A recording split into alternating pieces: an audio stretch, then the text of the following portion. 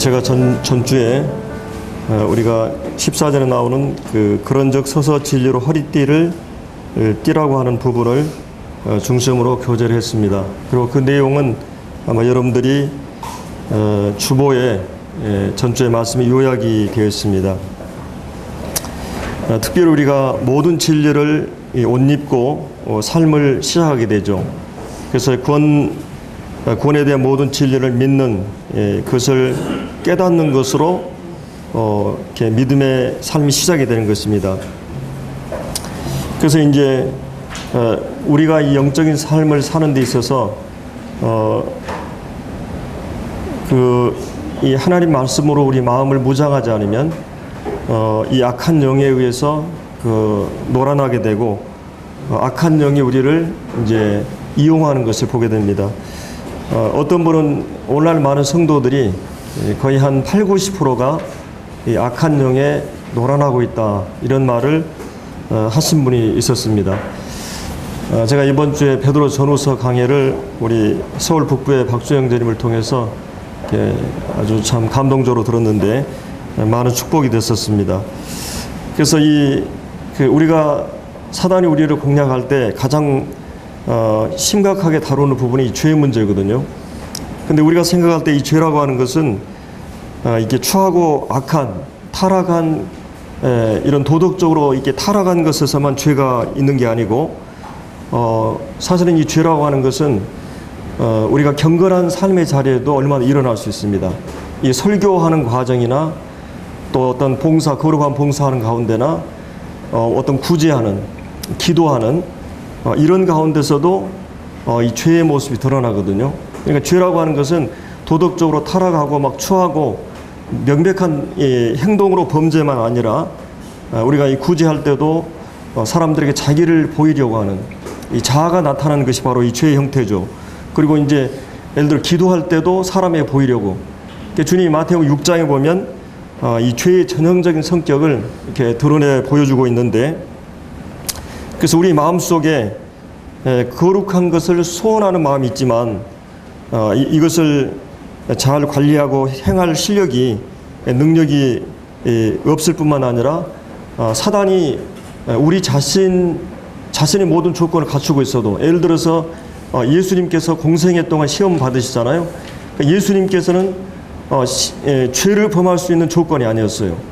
왜냐하면 광야였기 때문에. 또 주님은 죄를 알지도 못하시고 죄가 없으신 분이죠. 우리 모든 사람은 죄성을 갖고 있지만 예수님은 죄를 범할 수 없었어요. 근데 외부적인 것에 의해서 시험이 주어지거든요. 그러니까 이제 완벽한 그런 환경이나 조건 속에서도 사단이 그를 시험하는 걸 볼 수 있습니다.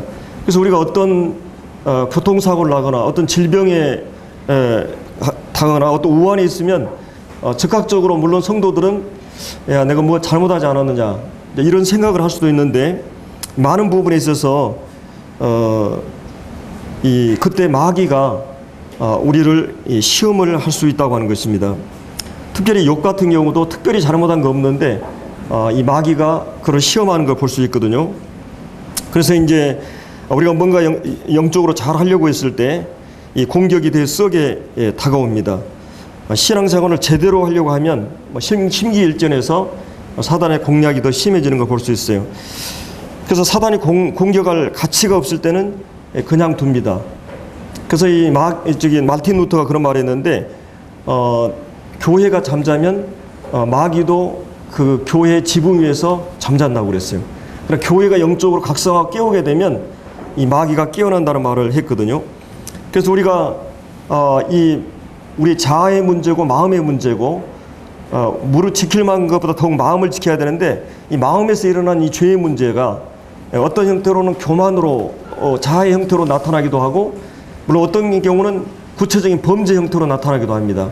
근데 사단이 우리 마음에 있는 그 죄성과 세상이라고 환경을 통해서 계속 공략을 하기 때문에, 내가 주님 앞에서 제대로 주님을 섬기려고 하면 반드시 사단의 시험이 옵니다. 내가 깨끗한 양심을 가지고 진실하게 주님 앞에 서 있어도 이 사단에 의해서 우리가 시험에 넘어지고 이럴 수가 있다고 하는 것입니다. 그래서 오늘 우리는 이제 이 본문에서 한 3가지 정도를 이제 생각하게 될 것입니다. 사단이 공격하고 있는 목표가 무엇인가? 그리고 또 한 가지는 이제 사단이 공격하는 방법이나 이 목적이 무엇인가? 그리고 이런 사단의 공격에 대해서 우리가 어떻게 대응해야 되느냐 하는 부분을 오늘 살펴보도록 하겠습니다. 그 14절에 보면은 오늘 이제 우리가 집중적으로 생각해 볼 거는 의의 호신경을 붙이고 의의 흉배라고 이렇게 옛날에 개역에는 나와 있는데 의의 흉배에 대해서 오늘 이 본문에서 같이 생각해 보도록 하겠습니다. 사단이 공격할 이 표적은 무엇인가? 사단은 어디를 향해서 공격하는가? 이것이 오늘 본문에서 여기 다뤄지고 있는 부분이거든요. 여기 이제 이 호신경 혹은 이것은 이제 목에서부터 이 허벅지까지 이 흉배와 이 복부를 이 보호해주는 그런 그 호신경입니다. 그래서 이제 이 부분에 대해서 왜 그 사도는 여기 이제 흉부에 대해서 말하고 있는가? 바로 이제 이 부분이 이제 가장 그 우리 신체 중에서 중요한 이 그 심장과 폐와 간 이런 것이 여기에 다 있습니다. 그래서 하나님께서 우리 그 신체 중에서 가장 중요한 게 이 뇌죠. 그래서 하나님이 이 고를 통해서 이걸 보호하게 했고 또 이 흉배를 통해서 이 내장을 보호하게 했는데 여러분들 예를 들어서 발 한쪽이 잘려도 죽지는 않습니다. 눈 하나가 실명이 돼도 죽지는 않아요. 근데 심장이나 간이나 이런 폐 이상이 오면 사람 죽게 돼 있어요. 그래서 이 부분이 굉장히 이 오장육부, 이 그 가슴과 이 복부, 이 배, 이 내장은 이 신체 가운데 가장 중요한 그런 부분을 차지하고 있습니다.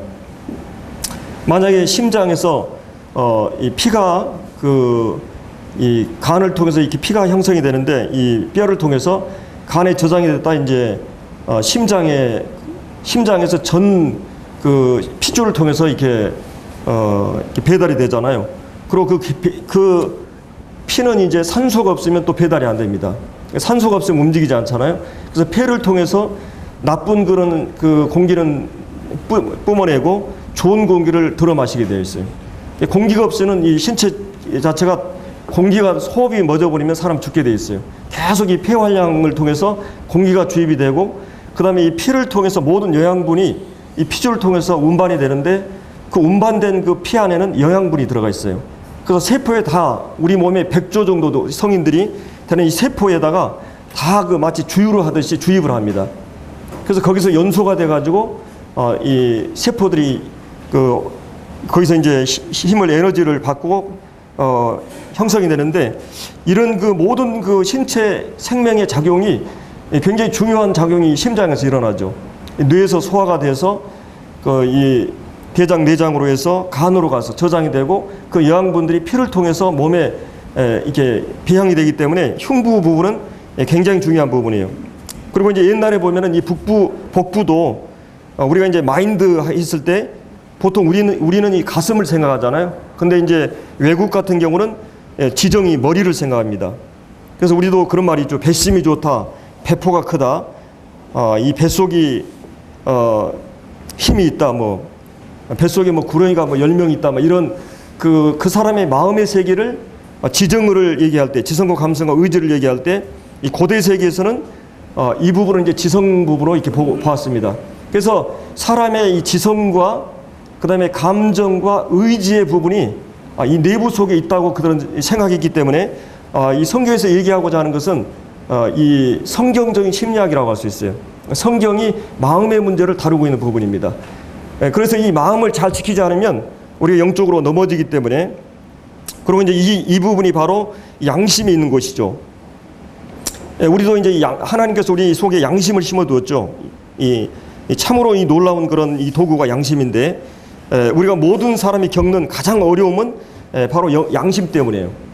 내가 겉으로는 얼마든지 속일 수 있고 이러지만 양심은 계속 바른 그 소리를 하는 거죠.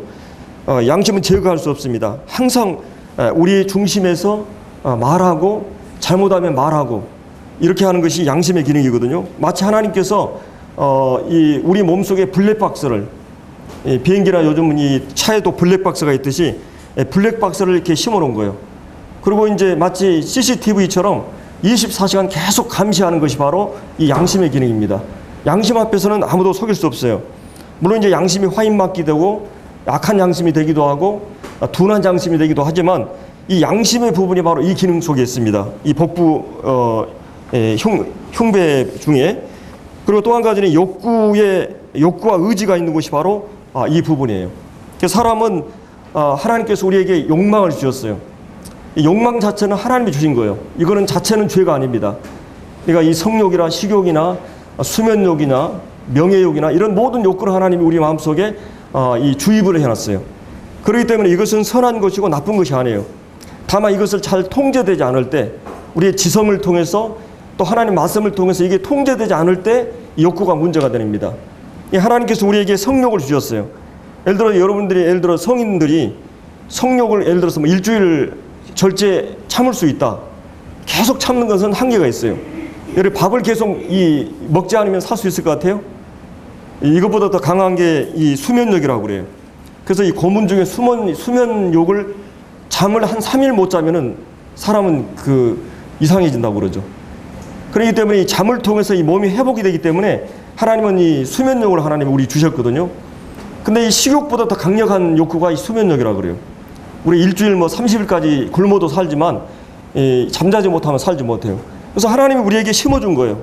이 모든 그런 섭리 가운데 허락하신 건데, 다만 그 하나님이 주신 욕망이 예를 들어 쾌락주의로 나간다. 합법적인 어떤 그 대상이나 선을 넘어서 예를 들어 우리 성을 사용한다든지, 또 이 밥을 지나치게 많이 막 탐식한다든지, 이것을 금욕적으로 억제하고 막 이런 것도 아니에요. 어느 정도 금욕할 수 있고 어느 정도 누릴 수 있지만은, 그래서 성경은 이거를 모든 것을 적당하게 하라 그랬어요. 질서대로. 그러니까 예를 들어서 여기서 제가 말씀 전하는데 막 말씀이 좋다 그래가지고 10시간 한다. 그 효과도 없지만은 또 그렇게 견디지 못해요. 적당한 어떤 시간이 필요한 거죠. 그러니까 이 하나님이 우리에게 주신 그런 식욕도 성욕도 모든 거를 하나님이 우리에게 선물로 주신 거예요. 여러 가지 어떤 목적을 위해서. 근데 이제 이것이 사단에 의해서 이 감정과 기분, 느낌의 부분과 또 경험의 부분, 또 혹은 이런 이 지성의 부분, 또 이런 양심의 부분, 이런 욕구와 의지의 부분, 이런 거를 통해 사단이 공략을 해요. 그래서 이거를 보호할 수 있는 유일한 기능은 내 의지도 아니고 내 기분도 아니고 감정도 아니에요. 우리가 이제 구원받게 되면 우리는 이런 시험을 받게 돼요. 뭔가 내가 가지고 있는 경험을 의지하려고 합니다. 또 때로는 어떤 내 기분을 의지하려고 그래요. 여러분들이 구원받았다고 하는 그것은 여러분 기분도 아니고 경험도 아니에요. 체험도 아닙니다. 기독교의 가장 핵심은 계시된 말씀이에요. 말씀의 토대 위에서, 복음의 토대 위에서 바로 의의, 예수님이 십자가를 통해서 준비한 의의 호신경, 의의 흉배를 가지고 이 사단의 공략을 대응해야 돼요. 예를 들어서 우리가 양심에 괴로운 문제가 일어난다고, 내가 어떤 죄를 범하다 내가 실수하고 넘어질 수 있거든요. 그리스도인들은.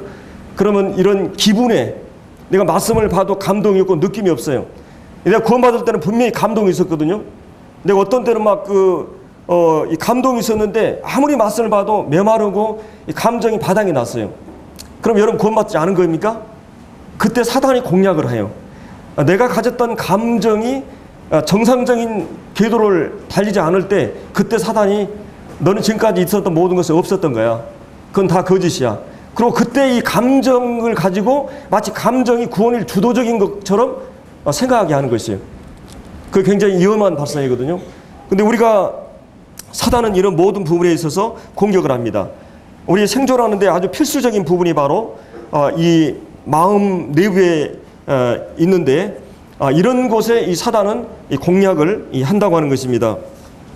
그래서 이제 오늘 우리가 이제 이 사단이 이 공격하는 이 목표, 공격하는 지점이 어디냐? 바로 우리 감정과 지성과 그다음에 양심과 이 욕구, 욕정, 그리고 이런 의지, 이런 것을 공략한다고 하는 것입니다. 그러면 이 사단이 두 번째로 이런 사단이 우리를 공격하는 목적이 무엇인가? 그리고 어떤 방법으로 그 목적을 이루는가? 이것은 이제 이 감정이라고 하는 것은 어떻게 보면 하나님께서 우리에게 주신 선물입니다. 지성, 생각하는 능력, 상상하는 능력. 하나님이, 제가 언젠가 그런 교제를 했었죠. 이 지성과 감정과 의지에 대한 부분을 함께 나눈 적이 있는데, 하나님께서 우리에게 주신 이 감정은 우리에게 축복이에요. 그래서 우리는 기쁠 때 함께 웃고 슬플 때 울고 그리고 즐거워하는 자 함께 즐거워하고 슬퍼하는 자 함께 슬퍼하는 이것을 하나님 허락하셨어요. 우리 주님도 성령 안에서 기뻐하셨고 또 이 죽음 앞에서 눈물을 흘리셨어요. 하나님이 우리에게 주신 이 감정은 어떤 내가 예를 들어서 합격을 했다. 내가 예를 들어서 운전면허 어느 시험을 봤는데 합격했다. 이 사실에 근거해서 내 마음 굉장히 기쁘게 돼요. 저도 여기서 이제 시티에서 한 4개월 동안 공부하면서 비교적 성적이 잘 나왔어요. 거의 A 나왔는데 이번에 이제 헬라어 단어 시험을 보는데 한 5개가 틀렸어요. 그 C 학점이 나온 거예요. 그래야 주님이 우리 자매가 저보다 보통 공부를 막 배회하는데 항상 제가 실력은 낮더라고요. 그러니까 스트레스를 많이 받는데 제가 우리 자매 심정을 이해하겠더라고요. 그러니까 내 감정이 완전히 떨어져가지고 공부할 의욕을 상실해버리고 그랬었는데 내가 뭔가 시험을 계속 잘 보는 아이들은 이 시험 보는 게 굉장히 만족이 있죠. 그 사실 때문에 내 마음에 굉장히 감정이 이게 기쁘고 즐겁잖아요. 근데 이것이 딱 하면 감정이 또 달라져요. 이런 감정이라고 하는 것은 우리에게 있어서 굉장히 중요한 부분인데 예를 들어서 우리가 이 달이라고 하는 달이 이제 실제 밤하늘에 이 달이 환하게 떠 있는데 이 강에 또 비치는 달이 있어요. 근데 우리가 항상 붙들어야 될 건 뭡니까? 달이라고 하는 사실을 바라봐야 되는데 이 강 속에 있는 달을 바라보게 돼요. 그러면 이 강 속에 있는 달은 환경에 의해서 움직이게 됩니다. 바람이 불거나 막 이러면 이 달이 막 삐죽해졌다 막 길쭉해졌다 막 이렇게 되거든요. 그러면 우리 이 감정이라고 하는 것은 우리 항상 구원에 대한 부분을 생각할 때 내 기분이나 감정이나 느낌에 의존하면 안 된다는 것이죠. 그것에 의해서 내 구원 자체가 흔들리지 안 된다는 거죠. 항상 사실을 바라보고 진리를 바라보고 십자가를 바라보고 말씀의 약속을 바라봐야 돼요. 그리고 이제 예를 들어서 우리가 기차가 달릴 때 기차가 이 세 개가 연결돼서 달리면 제일 처음에 중요한 게 기관차예요. 이 기관차에 의해서 움직여야 되거든요. 그 다음에 믿음이고 그 다음에 감정이에요. 이 감정은 항상 마지막에 오는 거거든요. 근데 이제 이 감정에 의해서 내가 이 영적으로 이렇게 살다 보면 감정이 좋을 때도 있고 나쁠 때도 있어요. 근데 이 감정에 의해서 사단은 공략을 해요. 네 구원받은 사람이 네 감정이 왜 그러느냐. 근데 이 감정에 의해서 내 구원이 좌우되는 거 아니에요. 이것은 좋을 때도 있고 나쁠 때고 상태라고 하는 것은 신분이라고 하는 것은 절대 변하지 않아요. 약속은 하나님의 약속이나 하나님의 자녀되는 이 신분은 절대 변하지 않는 것이에요. 하나님의 자녀된 내 의인된 그러나 상태라고 하는 것은 내 영적인 상태는 항상 환경에 의해서나 사단의 시험에 의해서 이게 요지부동이에요. 늘 조석지변에 변하게 되는 거죠. 그래서 우리가 이 합격이 되면은 내가 예를 들어서 고대에 합격했다 그러면 이 합격된 사실은 4년 동안 보장이 되는 거예요. 그렇죠? 어떤 일이도 이 합격은 내가 성적이 좋든 나쁘든 내 기분에 상관없이 이게 보장이 되는 거예요. 내가 하나님의 자녀가 된 이 합격, 내가 구원받았다고 했을 때 이 진리라고 하는 것은 절대로 상황에 따라서 환경에 따라서 변하지 않는다고 하는 것입니다. 그렇기 때문에 이제 우리가 어떤 승리에 대한 소식이나 우리나라가 예를 들어서 우리나라 선수들이 축구나 야구나 또 스케이트라든지 이런 걸 우리가 우승했다, 승리했다 했을 때 얼마나 우리가 막 감정이 기쁘고 즐거워요. 그러나 이것은 때로는 그 분명한 사실은 있지만 또 내 감정이라고 하는 늘 기복을 가져올 수 있다고 하는 것입니다. 그래서 오늘날 기독교 안에는 이제 이 감정주의, 이 공동집회나 특별집회, 캠프 많은 사람들이 모이고 강사님이 특별해가지고 굉장히 그때는 말씀도 좋고 감동도 되고 느낌이 와요. 뜨겁기도 하고 이래요. 그리고 이제 개인이 말씀을 볼 때나 숫자가 적을 때나 그런 감정들이 메말아 있고 그러지 않아요. 그러나 여러분들이 구원받은 그 진리는 상황이나 환경에 의해서 좌우되지 않는다는 거예요. 왜 사단은 그런 거를 공략을 해요. 숫자가 적기 때문에 이거 시련이 되고 시험이 될 때가 돼요. 나 혼자 있을 때는 시험도 많고 여러 있을 때보다 훨씬 더 시험이 강하게 올 수가 있거든요. 그래서 이런 전에 느끼지 못한 것을 느낌으로 모든 위치가 이제 동요하고 움직이게 됩니다. 마귀가 그때 우리를 공격을 해요. 네가 그리스도인이 아니다, 이런 암시를 던지게 됩니다. 그래서 감정이 없으면 아무것도 아닌 것 같은, 아무것도 남지 않은, 모든 걸 사라져버린 것 같은 느낌을 가질 수 있어요. 그러나 그 감정은 그렇게 중요한 게 아니라는 것이, 물론 이 감정을 하나님 주셨지만 그것은 늘 요동한다는 것입니다. 그래서 이 기독교 안에는 이 감정주의를 자극하는, 그래서 막 음악 같은 경우도 예를 들어서 막 그 팝이라든지 막 이런 그 밴드부를 동원해서 막 하면 그때는 어때 기분이, 감정이 대단한 것 같아요. 근데 또 반동으로 감정주의가 있어요. 고전적인 아주 그냥 좀 한이 맺힌 그런 조용한 노래를 통해도 이 감동이 오거든요. 근데 이 감정 자체에 지나치게 의존하면 위험하다고 하는 것입니다. 물론 하나님께서 어떤 진리 때문에 감정을 주셔요. 감동도 주셔요. 그러나 그것이 우리 신앙 자체를 좌우하면 안 된다는 것이죠. 오늘 이 의의 흉배는 그 부분을 사도 바울이 다루고 있는 것입니다. 어떤 상황에서도 이 하나님이 예수 그리스도를 통해서 나에서 나온 게 아니에요. 이것은 하나님의 전신갑주예요. 하나님 십자가를 통해서, 아들을 통해서 완성하신 진리예요. 이 진리를 붙들고 이 약속을 붙드는 것이 우리에게 필요한 거예요. 때로는 이 진리 때문에 내가 감동이 되고 뜨겁기도 하고 차기도 할 수 있어요. 그러나 어떤 상황 속에서 우리가 붙들어야 될 건 사단의 공략 앞에서 이것을 제시해야 되는 거예요. 예수 그리스도 안에서 이루어진 이 십자가를 통해서 이루어진 하나님이 준비한 의, 이건 내 행위나 내 어떤 노력이나 이런 걸로 이루어진 게 아니에요. 하나님이 준비한 의를 붙들라고 하는 것을 말하는 것입니다. 그래서 이제 이런 신앙은 느낌에 근거하지 않는다고 하는 것입니다.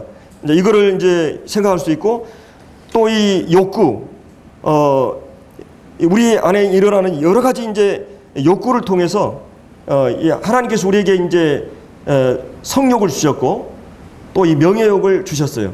그래서 나를 공격하거나 나에 대해서 자존심이나 나에 대해 인격을 건드리는 부분에 있어서는 사람은 견뎌하지 못합니다.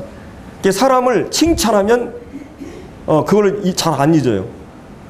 제가 가끔 누가 뭐 말씀이 좋았다 그러면, 제가 누가 그랬다고 그러면 우리 자매가 또 기분 좋은가 보다 그러면서 이제 놀리기도 하는데, 사람은 자기에 대한 얘기를, 좋은 얘기를 하면 그걸 가지고 살아요. 그 정도로 이게 자기를 사랑하고 자기에 대해 집착이 있는 거고, 그 다음에 자기가 모욕을 당하거나 수치를 당하는 일은 절대 있지 않습니다. 사람은 그만큼 내 아성이 강한 거예요.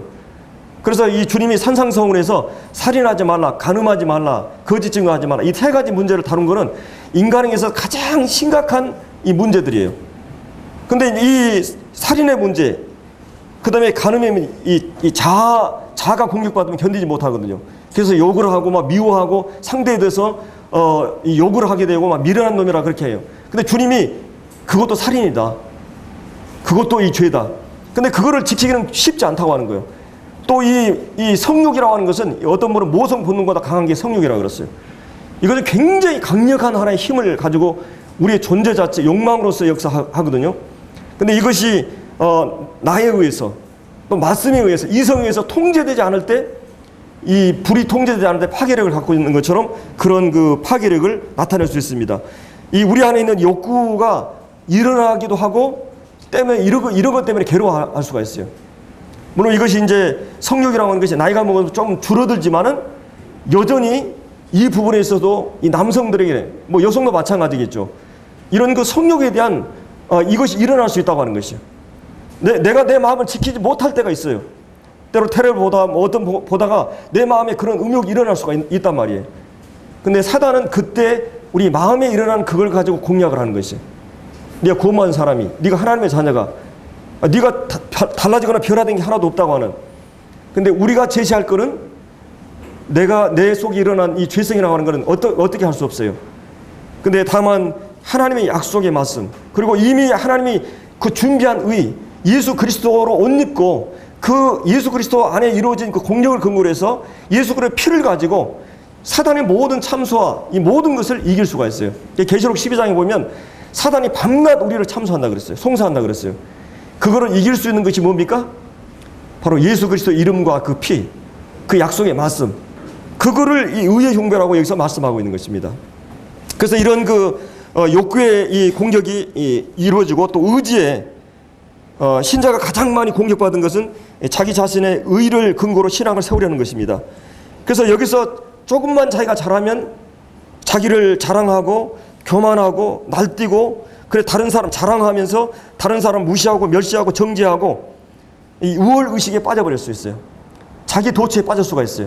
항상 사단은 이걸 부추겨요. 자아를 부추겨가지고 그래 네가 잘한다 해가지고 그거를 부추기고, 또 그렇지 못한 사람은 그 열등감에 빠져가지고 자기 절망과 좌절과 낙심 이런 것으로 빠지게 합니다. 그래서 사단이 현대인들을 공격하는 이 크리스찬들의 자화상을 공격하는 것이 바로 비교의식입니다. 비교의식은 다른 사람과 나를 비교해서 왜 나는 저 사람보다 못하지 하고 열등감에 빠지고 거기만 빠는 게 아닙니다. 그래서 이 신앙이 나쁘면 내가 막 공부하지 않은 것도 막 외모도 막 내가 왜 눈이 이렇게 생겼을까, 뭐 내가 왜 키가 이럴까, 모든 거에 대해서 내 환경이나 이런 걸 비교하면서 나는 왜 이렇게 못나. 그래서 자기에 대해서 계속 체념하고 좌절하게 되는 것이에요. 그렇게 해서 자기를 결국은 우울증에 갈 수 있어요. 지나치면. 우울증 환자들은 자기를 죽여야 90%가 이 자살률의 우울증 환자들입니다. 근데 이제 지나치게 자기 교만하고 도취한 사람들은 모든 죄의 근원을 다 타인에게 해요.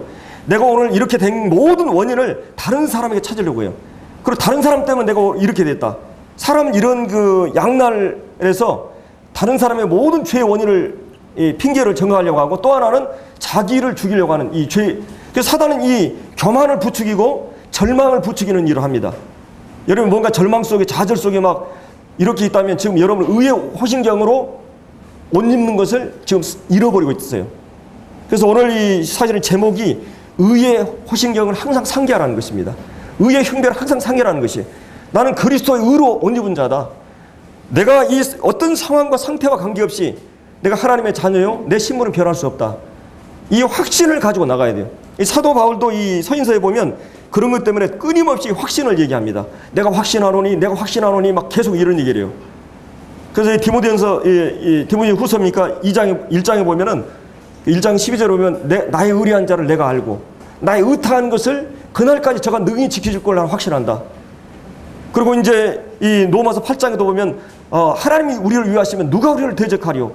하나님이 누가 우리를 정죄하리요? 누가 우리를 송사하리요? 그리고 누가 우리 하나님의 사랑이 끊으리요?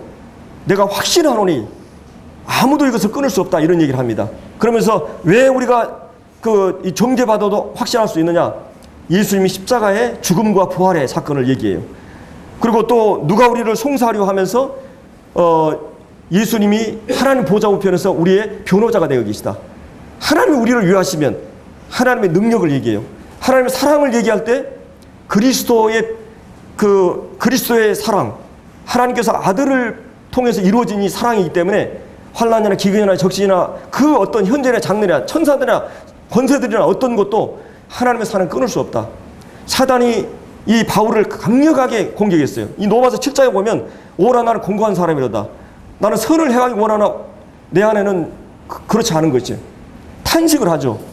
그러면서 이 로마서 8장 1절에 그러므로 그리스도 예수 안에 있는 자, 그리스도 예수 안에 있기 때문에 내가 결코 정죄가 없거나 심판이 없다. 여러분이 사실은 제가 이런 얘기하는데 아무도 놀라는 표정을 안 지는데 여러분 그렇게 별 문제가 없습니까? 여러분 매일 그 투쟁이 있지 않아요? 사단은 그 허심탄탐, 여러분의 감정과 또 여러분의 이 욕구와 여러분의 행동에 대해서 강력한 공격을 매일 시도합니다. 사도 바울은 그것을 때문에 이 하나님의 전신갑주를 얘기하고 있는 것이에요. 그래서 이제 이런 우리는 십자가만이 우리를 이 겸손케 하고 십자가만이 우리를 이 모든 공격에서 우리를 막을 수가 있습니다. 그리고 이제 마지막으로 세 번째는 우리가 이 공격이 주어질 때 어떻게 해야 되는가? 이 사단의 공격할 때 어떻게 대비하고 대적해야 되는가? 오늘 본문에 나오는 의의 흉배를 붙이라, 의의 흉배를 상기하라, 의의 흉배를 기억하라는 말입니다. 이 의의 흉배를 늘 적용하고 활용하라는 말입니다. 그 무기를 제시하면 마치 여러분들이 옛날에 드라큘라 뭐 이런 드라큘라 있잖아요. 막 이빨이 막 이렇게 생겨서 드라큘라 이제 나오는데 이 드라큘라가 제가 기억이 확실한지 모르겠어요. 하여튼 빛이 딱 들어오면 사라져버려요. 빛만 제시하면 사라져버려요. 근데 여러분들 이 사단이 뭘 제시하면 도망가게 해요. 아, 내가 어떻게 살아왔다. 내가 지금까지 어떻게 성경도 보고 뭐 어떻게 여러분 행적이나 여러분의 기분이 어떻다. 여러분의 뭐 이런 걸 제시하면 될 것 같아요? 그냥 케오피해 당합니다. 여러분 빛을 제시하듯이. 여러분이 만약 예를 들어서 뭐 어떤 누구의 이름을 카드를 제시하든지 예수의 이름을 제시하세요. 그때 사단은 꼼짝을 못합니다. 이 의의 흉배, 예수 그리스도 안에 있는 이 십자가를 통해서 이루어진 공적을 제시하는 거예요. 근데 사단은 꼼짝을 못하는 것이. 이 귀신이 드라큘라가 꼼짝을 못하는 것처럼 바로 이 말씀, 약속된 말씀, 하나님의 아들을 통해서 이루신 이 십자가의 사건을 제시하면, 그 예수 그리스도 피의 의미를 제시하면 꼼짝을 못해요. 여러분 귀신 쫓아낼 때 뭘 얘기해요? 예수 이름으로 물러가라. 예수의 십자가를 제시하면 다른 어떤 것도 이게 꼼짝을 못하는데 예수 믿는 사람들 가면 점이 안 내리죠. 왜 그렇습니까? 내 안에 주님이 계시기 때문에, 내 안에 십자가의 흔적이 있기 때문에, 예수의 피가 내 안에 뿌려졌기 때문에, 그리스도의 성령이 내 안에 계시기 때문에 사단은 꼼짝을 못하는 것입니다. 그래서 우리가 이제 의의 흉배로 붙인다는 것, 이건 확신과 이 재보증입니다. 우리의 구원의 가장 확실한 보증은 바로 예수 그리스도가 이루신 의의 보증이에요.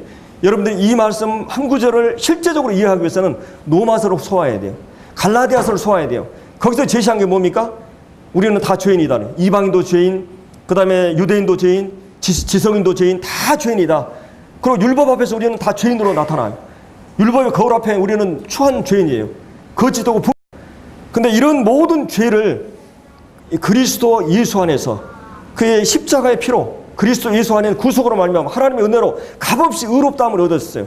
그리고 이 예수를 하나님이 이 믿음으로 말미암아 화목제물로 세우셨어요.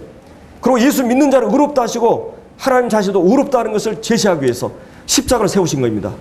그래서 십자가를 통해서 하나님께서 죄에 대한 합법적인 처리를 통해서 이 죄 문제가 해결돼요. 로마서 4장에서도 아브라함과 다시 어떻게 의롭게 되었느냐, 그런 할례에 근거한 것도 아니고, 그가 어떤 뭐 특별한 체험인도 아니고, 그리고 율법에 의한 것도 아니다, 자기 행위에 의한 것도 아니다.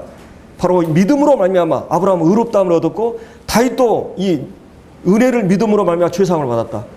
그래서 로마서 4장 이후에 보면은 그 아브라함이 믿음으로 의롭다함을 받은 것처럼 너희도 그리스도 예수를 믿음으로 의롭다함을 받았다. 그리고 로마서 4장 25절, 너희는 예수는 우리의 범죄함을 위해서 내어줌이 되고 너희를 의롭다 하기 위해서 살아나셨다. 그러므로 이제 믿음으로 의롭다함을 얻었은즉 하나님과 화평하게 되고, 그렇죠? 믿음으로 이 은혜에 들어감을 얻었고, 이제 여러분들은 은혜의 영토 안에 있어요. 여러분이 이 은혜의 영토 안에, 영역 안에 있다고 하는 것이 예수 그리스도의 통치 아래 있다고 하는 것입니다. 그리고 하나님의 영광을 바라고 즐거워하는 이런 신분을 우리가 갖고 있는 것입니다. 그래서 사도 바울은 지금 이 부분에 대해서 말하고 있는 것이, 이 믿음으로 말미암아, 하나님의 은혜를 믿음으로 말미암아 의롭다함을 얻었어요. 그리스도로 이제 그리스도 이후로 옷 입었어요. 전에는 우리의 의라고 하는 것은 더러운 누더기에 같았어요. 주님 앞에 내어놓을 수 없어요. 근데 구원받고 나서도, 구원받고 나서 내가 그리스도로 옷 입었지만 내 속에 여전히 죄성이 있고 죄를 범하고 죄에 대한 생각이 내 안에 일어나요. 근데 항상 사단은 내 안에 일어나는 이 문제 때문에 나를 공격하고 공략하는 것입니다. 그때 바로 나는 그리스도 안에서 이루어진 그 사실을 기억하면서 사단을 대응할 것을 말하고 있는 것입니다. 우리가 기도할 때 가장 많이 이 참소가 일어납니다. 기도하고 싶은 소원이 있을 때, 무릎을 꿇려고 했을 때 기도할 상태에 있지 않다고 참소해요. 우리의 무가참을 일깨웁니다. 우리의 죄를 꼬집어요. 옛일을 꼬치꼬치 캐냅니다. 과거의 기록을 들춰내는 것이에요. 이거에 대한 대처 방법은 예수 그리스도의 십자가에서 내 모든 죄가 사해졌고 내가 그 사실을 믿음으로 말미암아 의롭게 되었다고 하는 이 의의 흉배를 제시하는 것이에요. 그리스도의 하신 일, 그의 이름을 의지해서 믿음으로 의롭다함을 얻은 것을 얘기하면서 우리는 나가는 것입니다. 바로 우리에게 이런 대제사장이 있다. 우리에게 이런 대언자가 있다. 우리가 죄를 범해도 이런 대언자가 있다. 이런 변호사가 있다. 그의 상처 남은 손을 가지고 하나님 앞에서 내가 주님 앞에 모든 걸 구하면 이 모든 죄를 사해 주시고, 그래서 히브리서 4장에 보면 우리에게 이런 대제사장이 있다. 그는 죄를 범치 않았다 그랬어요. 모든 시험을 받는데 우리의 모든 것을 채우라 하시는, 우리를 다 이해하시고 용납하시는, 그리고 이 은혜의 보좌 앞에 담대히 나가라 그랬어요. 그러므로 형제들아, 우리가 이 성소에 들어갈 담력을 얻었다. 그것은 바로 의의 흉배, 예수 그리스도의 피로 말미암아 담력을 얻는 것입니다. 그래서 이 기도할 때, 또 우리가 이 죄에 빠졌을 때 마귀의 공격이 시작이 돼요. 그리스도는 죄를 범할 수가 있습니다. 신약 성경은 우리가 완전하다고 얘기하잖아요. 이 구원받았을 때 여전히 오류에 빠지고 일성품 죄성에 내 속에 있어요. 그래서 마귀는 범죄의 의식을 우리 안에서 일으킵니다. 그때 우리는 늘 이런 것 때문에 절망하게 되고 좌절하게 되죠. 하나님의 자녀들도 여전히 범죄하고 죄를 반복할 수 있어요. 그래서 우리는 희망이 없다고 이 마귀는 참소하는 것입니다. 때로 어떤 성도에 대해서 미움과 용서하지 않는 분노와 적개심이 일어날 수 있어요. 이 화가 일어날 수 있습니다. 이 성에 대한, 도적질에 대한, 언어에 대한, 이 거짓말에 대한, 이 권위에 대한 도전하고 거역하는 이런 육계명에 대한 죄가, 부모를 거역, 권위에 대한 거역, 살인, 그 다음에 간음, 도적질, 거짓 증거, 탐심, 이런 죄가 여전히 그리스도인들도 범할 수 있어요. 내 마음으로, 행동으로. 사단은 그런 걸 가지고 계속 우리를 공략할 수가 있습니다. 그러나 우리가 의의 흉배를 붙이고 하나님 앞에서 늘 이 죄를 자백하면 하나님 미쁘시고 의로사 우리 죄를 사하시고 또 우리 변호자 되신 주님께서 이 일을 사하신다고 말씀하고 있어요. 그래서 이런 분명한 하나님 앞에서 우리가 의의 흉배를 가지고 사단의 이 공격을 대응해야 되는 것입니다. 그리고 여기서 의라고 하는 것은 두 가지 의미로 볼 수 있어요. 하나는 칭의적인 의와 성화적인 의가 있어요. 그러니까 구원받았을 때 입은 그 의가 있어요. 그리고 우리의 삶의 거룩함을 이루어가는 차원에서 의가 있어요. 사실은 이것에 이제 공격을 많이 하게 되죠. 여러분이 의로 옷 입은 사람은, 깨끗한 옷을 입은 사람은 어때요? 더러운 곳에 가지 않아요. 여러분이 이 고양이는 깨끗한 동물이죠. 양이나 고양이 깨끗한 동물이. 그래서 지저분한 이제 자기가 연약해서 넘어질 수 있지만 계속 거기 있지 않아요. 돼지는 깨끗하게 목욕을 시켜놔도 더러운 곳에 들어가는 게 그 본성이에요. 그런 것처럼 우리 그리스도인들의 우리 안에는 새로운 본성이 있어요. 성령이 주신 옛 본성도 있지만, 그렇기 때문에 이게 계속 거기에 머물러 있으면 살맛이 안 나는 거예요. 그리스도인들이 행복할 수 있는 비결은 주의 말씀을 순종하고 늘 말씀 안에서 살아가는 것입니다. 근데 이것이 잘 안 되면 성도들은 괴로워요. 내가 어떤 형제를 사랑하지 않는 것, 그 괴로움이에요. 그러니까 내가 행복할 수 있는 것은 용서하고 사랑하는 것입니다. 그리고 내가 사랑과 용서를 받아줄 줄 알아야 돼요. 그러니까 그리스도인은 다른 방법으로는 절대 내가 행복할 수 없어요. 다른 방법으로 행복하려고 해보세요. 절대 행복할 수 없어요. 예수님처럼 예수님의 삶의 원리를 우리가 적용하지 않으면 절대 행복할 수 없어요. 우리는 그의 제자로서 그의 삶의 원리를 따라서 살아야 됩니다. 이렇기 때문에 주님의 의를 입은 자들이 주님처럼 의롭게 사는 사람을 사랑해야 돼요. 우리가 자주 넘어질 수 있어요. 넘어지면 어떻게 하는 이 방책이 있죠. 그래서 이 성경에 뭐 그러므로라는 말이 있어요. 너희가 이제 이렇게 의롭다함을 얻었은즉 이제 계속 거룩한 삶을 살아라. 주님의 사랑을 깨달았은즉 너희 몸을 드려라. 너희 전 삶을 통해서 계속 그러므로라는 단어가 있어요. 이거는 이제 거룩한 삶을 추구하고 살아야 돼요. 거기서 이제 영성이 나타나고, 거기서 이제 수준이 나타나고, 성장이 나타나고 변화가 일어나요. 그렇기 때문에 이 의의 흉배를 붙이고 의로운 삶을 계속 살아가야 돼요. 그러니까 내가 어떤 사람이라고 신분에 대한 의식이 있으면 그런 사람이 돼갑니다. 여러분 처음에 우리 대통령님이 나왔을 때는 대통령답지 않아요. 그렇죠? 근데 이제 시간이 가면 진짜 대통령다워요. 내가 사장인데 사장이 되면 사장다워집니다. 교회 안에서 여러분이 어떤 직분을 맡았을 때, 주일학교나 어떤 내가 직분을 공식적으로 받았을 때는 내가 장로다운, 집사다운, 내가 그런 신분이나 내 의식을 가지면 그렇게 행동하게 돼 있어요. 예를 들어 제가 이제 어디 가다가 이제 뭐 제가 노가다를 한 2년 했는데 거기 가서 일을 하는데 제가 어떻게 목사라는 게 드러나가지고 막 가끔 제가 목사님 그런 얘기 듣거든요. 근데 제가 2년 동안 일하면서 제가 화날 일이 없겠어요? 일하다 보면 막 같이 일하는 동료라든지 시키는 사람들이 아주 부당하고 애매한 까다로운 사람들이 있어요. 정말 그냥 막 쳐받고 싶은 그런 때가 있거든요.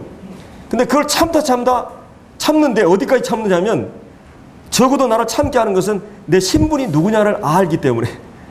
제 아내가 어디 시장통에 뭐 물건 사러 갔는데 이 사람은 어떤 목회자 아내다 뭐 이런 것을 아는 사람이 있어요. 그럼 그때는 못 깎는 거죠. 내 신분에 따라서 행동이 지배를 받는 거지. 그래서 내가 하나님의 자녀다. 나는 제사장이다. 나는 이 땅의 나그네다. 무수한 신분에 대한 말씀이 나와요. 내가 누구인가? 내가 의의 흉배를 붙이고 하나님의 의를 입은 자다. 내가 어떤 사람이냐는 내가 어떤 사람으로 변화시키는 능력을 가져요. 그래서 성경은 계속 너희가 어떠한 사람이냐, 어떻게 구원받은 사람이냐, 그렇게 교리적으로 얘기한 다음에 실천에 대한 부분을 얘기할 때 계속 이 교리를 주렁주렁 달아놓으면서 실천을 요구해요. 기독교 윤리라고 하는 것은 그냥 너희들 힘으로 해라 이게 아니라 너희가 어떤 자이냐, 너희가 하나님의 자녀가 아니냐, 주님이 십자가에서 어떤 사람을 보냈느냐, 너희 소망이 있지 않느냐, 너희 안에 성령이 있지 않느냐, 무수한 교리들을 가지고 행동에 대한 문제를 담당하는 것이에요. 내 스스로의 힘으로 되는 게 아닙니다. 그렇기 때문에 주님이 우리 어떻게 하시는가를 늘 상기하면서 이 의의 용배를 제시하고 그런 삶을 살아야 된다고 하는 것입니다. 그래서 오늘 우리는 이 하나님의 의를 늘 상기하고 십자가를 늘 상기하고 사단의 모든 공략에 대해서 상기해야 됩니다. 이 사단이 우리를 공격하는 목표 표적은 바로 우리의 이 심리적인 세계, 지성과 감성과 의지의 가장 예민한 이 부분에 대해서 여러분이 교회에 딱 와서 어떤 학생들이, 우리 학생들, 청년들 인사 잘하세요. 이건 신앙의 기본이에요. 그리고 인사 한마디 하는 게 별 거 아니잖아요. 근데 인사 한마디 딱 했는데 잘 안 받거나 이렇게 하면 어때요? 감정이 파장이 일어나요. 작은 사소한 사건이지만 내 감정에 어마어마한 요동이 일어나는 것입니다. 인간은 이렇게 연약해요. 여러분 강한 가슴입니까? 인간이 얼마나 연약한 존재입니까? 그렇기 때문에 이 교회 안에서 A가, 주님 안에서 A를 갖춰야 돼요. 어른들에 대해서 무사람을 공경하고 형제를 사랑하고 왕을 존경하고 하나님을 경외하고, 교회 안에서 어떤 모임은 그러니까 애절해 해가지고 이렇게 20가지인가 해가지고 다 붙여놔더라고요. 우리도 정말 그런 기본적인 A가 안 되면 여러분이 믿는다고 하는 신앙이 다른 사람이 여러분을 어떻게 평가하겠어요? 세상 사람도 못하다 하는 그런 말을 듣는다고 하는 것은 말이 안 되는 것이죠. 그렇기 때문에 이런 이제 이 사단이 공격하는 곳이 어디냐? 그리고 사단은 공격을 통해서 어떤 목적을 가져요? 여러분이 절망하게 하든지 여러분을 교만하게 하는 걸 부추겨요. 이거를 늘 조심해야 됩니다. 이 공격 목표나 방법을, 그리고 이 공격을 어떻게 대비해야 되는가? 결국 의의 흉배를 어떻게 사용하는가? 이것은 우리가 합격한 것을 늘 기억하고, 그리고 이 합격 통지를 늘 기억하면서, 이 약속을 기억하면서, 그리고 궁극적인 소망에 대한 이 약속을 기억하면서 십자가를 바라보면서 우리는 이길 수가 있는 것입니다. 그래서 이 사단의 공격에 의의 흉배를, 하나님이 준비한 하나님의 갑주인 의의 흉배로 여러분의 믿음으로 승리하는 이런 삶을 사시기 바랍니다. 기도하고 마치겠습니다.